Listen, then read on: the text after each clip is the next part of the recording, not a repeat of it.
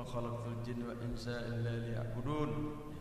Mana Allah mengatakan tidaklah ya menciptakan jin dan manusia untuk beribadah.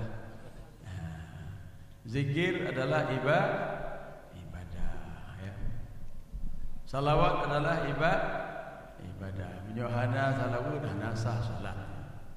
Ya. Dalam dan bersujud pada Allah Subhanahu wa taala mengesahkan Allah. Tapi nama makhluk harus disebut sini. Sedangkan makhluk ini adalah ciptaan Allah. Ya.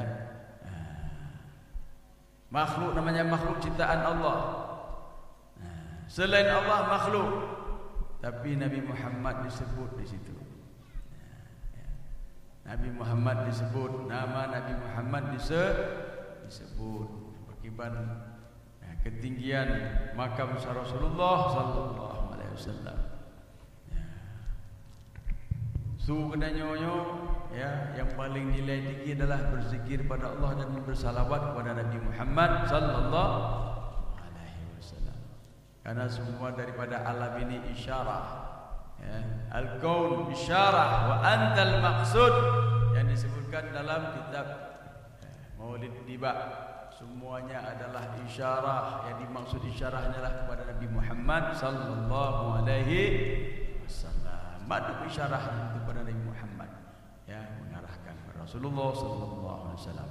Mari sama-sama dan kita berikan salam kepada Nabi Muhammad.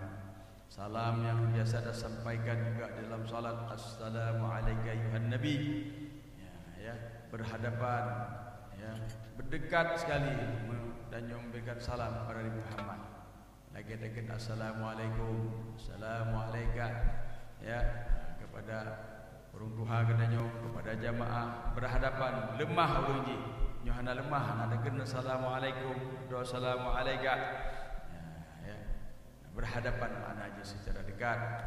Ziarah kepada makam waliullah, ziarah kepada makam runtuhan kedanyo, assalamualaikum ya ahli kubur. Sebutkan dekat kepadanya. Yang adalah sunnah Rasulullah sallallahu alaihi wasallam.